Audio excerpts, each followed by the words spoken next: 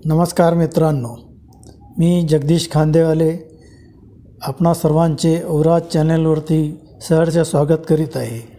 मी माझ्या उद्यमी या कादंबरीच्या दुसऱ्या प्रकरणाचे आपणाकरता वाचन करीत आहे। प्रकरणाचे नाव आहे ताबडतोब। आता मला परमनंट होऊन महिना झाला होता। आई सेवानिवृत्त झाल्याने ती माझ्याकडेच राहायला आली, त्यामुळे माझी जेवणाची समस्या मिटली। आई मात्र फार लवकर समरस झाली। रोजच्या बाजारहाटाने ती थोडेफार कानडी पण बोलायला शिकली। सदाला कुठून कसे काय माझी आई आल्याची खबर लागली आणि किरकोळ कामात तो स्वतःहून आईला मदत करू लागला।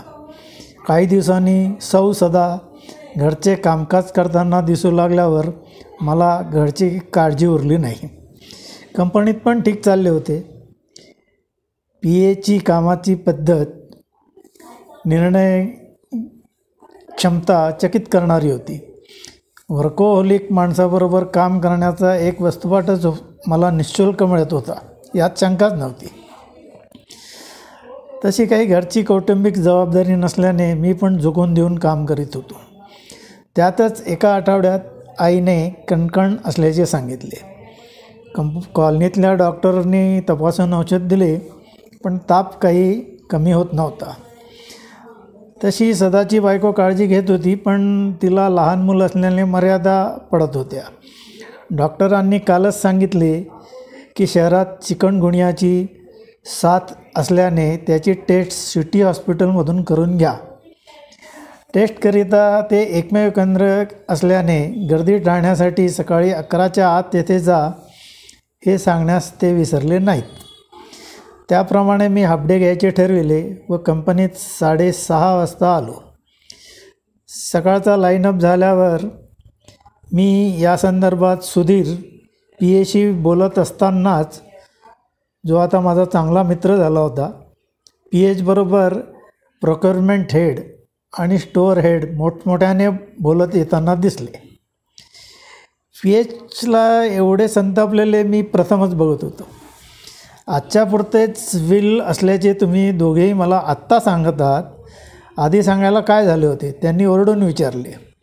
सर, पार्टी एकदम विश्वसनीय आहे, आतापर्यंत कधीही फेल गेली नाही। परवापर्यंत पाठवतो म्हणत होते, पण कालपासून फोनच उचलत नाही। प्रोक्युरमेंट हेडनी सफाई देण्याचा प्रयत्न केला। त्यांचे वाक्य पूर्ण व्हायच्या आत PAनी मोबाईलवरून नंबर डायल पण केला होता। पलीकडून फोन उचलताच त्यांनी गुड मॉर्निंग वगैरे न म्हणता, काय रामजे सेठ, ड्रम केव्हा पाठवणार? आमची लाईन बंद झाल्यावर काय? असे जरासे रागातच विचारले। बहुतेक कोणीतरी स्त्री फोनवर असावी, कारण त्यांचा आवाज लगेच खाली आला। आता उलट ते सौम्यपणे, होय का, असे का, 3 दिवस झाले का, बरं, टेक केअर, अशी वाक्य बोलताना ऐकू आले। फोनवरचे बोलणे संपताच ते रागानेच परत प्रोक्युरमेंट हेडला म्हणाले, 3 दिवस तुम्ही कोणालाही पार्टीकडे पाठवले नाही। रामजी ICUत असून त्यांच्या मुलाला तितकेसे काम जमत नाही असे त्याची आई सांगत होती। तेवढ्यात त्यांचे लक्ष माझ्याकडे गेले।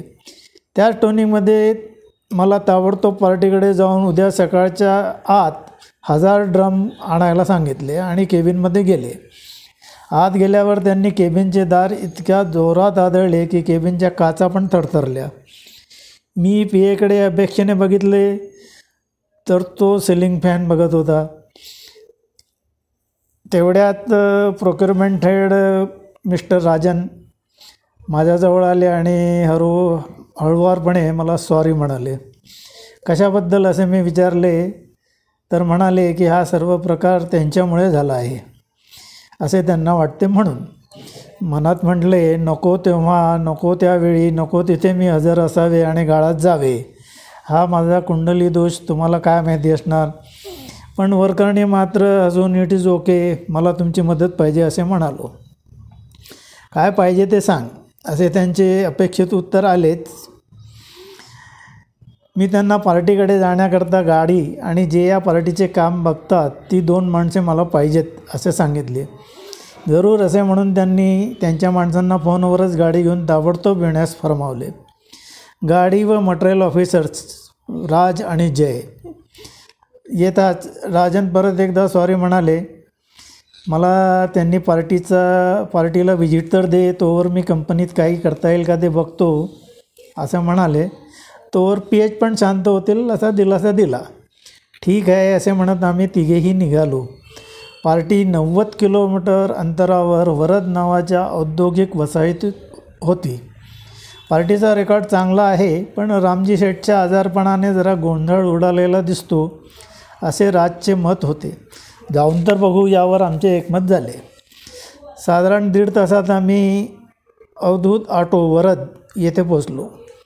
वर्कशॉपमध्ये पाय ठेवल्याबरोबर मालक नसल्याचे पटकन लक्षात आले, कारण 2 कामगार पेपर वाचत होते, 2 बाहेर झाडांना पाणी घालण्यात मग्न होते, 5-6 जण गप्पा छाटत बसले होते. फक्त 2घे लेथवर काम करत होते. वर्कशॉपमध्ये 4 लेथ्स, 2 मिलिंग आणि 2 ड्रिलिंग मशीन होत्या. एक बेल्ट ग्राइंडर पण दिसला. भिंतीलगत व्हील ड्रम्सची कास्टिंग रचलेली होती. आम्हाला बघताच एक सिनियर कामगार पुढे आला आणि राजशी बोलू लागला. मला समजावे म्हणून राज हिंदीत बोलत होता. जयेश कुठे आहे राजने विचारले. हॉस्पिटलला गेले आहेत, मोठे सेट ICUत आहे. तुम्हाला तर कल्पना असेलच. हो, पण इकडे केव्हा येतात? नक्की अशी वेळ नाही, पण येतील एवढ्यात, तो उत्तरला. त्याचे बोलणे ऐकत असताना ड्रमच्या एका मोठ्या ढिगाकडे माझे लक्ष गेले. हे काय? मी विचारले. तुमचे ड्रम आहे. 1-2 ऑपरेशन्स राहिले आहे, चुकून मिक्स झाले. जरा वेगळे करून नक्की किती आहेत ते सांगता का? जरूर असे म्हणत तो कामाला लागताच मी राजला जयेशशी संपर्क करण्यास सांगितले. जयेशने फोन उचलतात मी माझी ओळख सांगून प्रथम रामजी कसे आहेत हे विचारले. आता ठीक आहे, दुपारी ICUतून बाहेर येतील असे त्याने सांगितले. मी त्याला 1 तासाकरता येण्याची विनंती केली. तो पण यायलाच निघाला होता. ज्याला ड्रम करायला सांगितले होते त्या कामगाराने 1 किंवा 2 ऑपरेशन्स राहिलेले एकंदर 200 ड्रम असल्याचे सांगितले. त्याचवेळी जयेश आला. त्याने पटकन उद्या 200 ड्रम नक्की पाठवतो अशी खात्री देताच मी त्याला 1000 ड्रम घेऊनच मी इथून जाणार असे शांतपणे सांगितले. ते ऐकल्यावर राज पण दचकला. हे कसे शक्य आहे? राजने चाचरत विचारले. जयेश पण साशंक दिसला. आपण सर्वांनी मिळून काम केल्यास सहज शक्य आहे, मी उत्तरलो. घरचा प्रॉब्लेम माझ्या डोक्यातून केव्हाच हद्दपार झाला होता.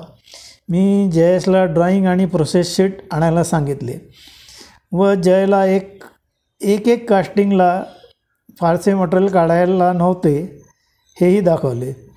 प्रोसेस शीटप्रमाणे 4 मिनिटात 1 ड्रम अपेक्षित होता. सहज घड्याळात बघितले तर 12 वाजले होते. मी सर्वांना जेवण करून येण्यास सांगितले. मला चतुर्थी असल्याने उपवास होता. जयेश फक्त माझ्याबरोबर थांबला. नंतर मी परत एकदा प्रोसेस शीट नीट बघितली. 2 वेळा फेसिंग आणि नंतर मिलिंग हा क्रम मला जरा खटकला. मिलिंग असतानाच 1 फेसिंग टाळता येणे शक्य होते. त्यामुळे तासाला 5 ड्रम जास्त होऊ शकत होते. जय आणि राजेश तेवढ्यात जेवण करून आले. मी त्यांना व जयेशला याबाबत विचारल्यावर हे आधीपासून असेच चालू आहे असे उत्तर मिळाले. मी कंपनीत राजनला फोन लावला आणि माझी शंका विचारली. त्यांनी लेटेस्ट ड्रॉईंग व प्रोसेस शीट ताबडतोब जयेशला मेल केली. त्यामध्ये एका साईडलाच फेसिंग होते. म्हणजे आम्ही उगाच एक ऑपरेशन जास्त करत होतो? जयेशने विचारले. होय. आता सर्वांना बोलवून ओव्हरटाईम करावं लागेल हे सांग. तसेच मी सांगेल तसे काम करावं लागेल हे स्पष्ट सांग. मग तू येथे थांबला नाहीस तरी चालेल. जरूर म्हणत तो कामगारांना बोलवायला गेला. आम्ही पण तयार आहोत. राज आणि जय न विचारताच म्हणाल्यावर मला जरा बरे वाटले. मी त्यांना सर्वप्रथम एव्हाना रिवर्क झालेले 200 ड्रम चेक करण्यास सांगितले. नंतर मी सर्व कामगारांना लेटेस्ट प्रोसेसची समजावून सांगितली आणि टर्निंग होतंच मिलिंग किंवा ड्रिलिंग जे रिकामे असेल तिथे ड्रम ठेवण्यास सांगितले.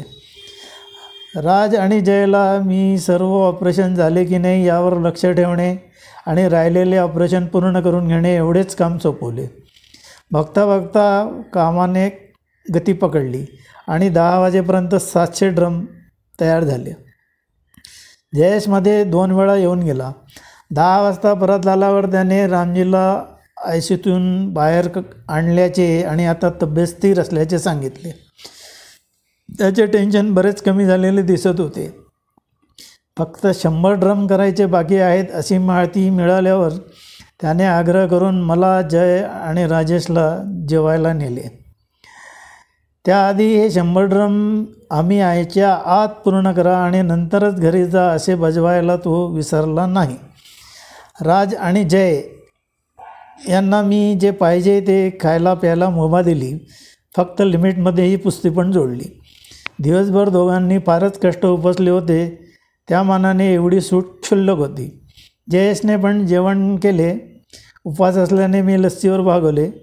जयेश जेवत असतानाच मी त्याला सकाळी 4 वाजता ट्रकची व्यवस्था करण्यास सांगितली. तसेच तोपर्यंत आम्ही सर्वच ऑफिसमध्येच आराम केला तर चालेल काय असे विचारले. त्याची अर्थातच काही हरकत नव्हती. जेवण झाल्यावर जेव्हा आम्ही परतलो तेव्हा कामगारांनी 1000 फिनिश ड्रम एका जागी व्यवस्थित लावून ठेवले होते. सर्व आवरासावर केली होती आणि ते गेले होते. फक्त केबिनचा लाईट सुरू होता.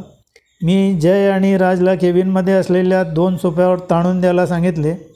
4 वाजता ड्रायव्हर आणि ट्रक कोणत्याही परिस्थितीत येथे आलेच पाहिजे असे मी जयेशला परत एकदा बजावले आणि घरी जाऊन आराम करायला सांगितले.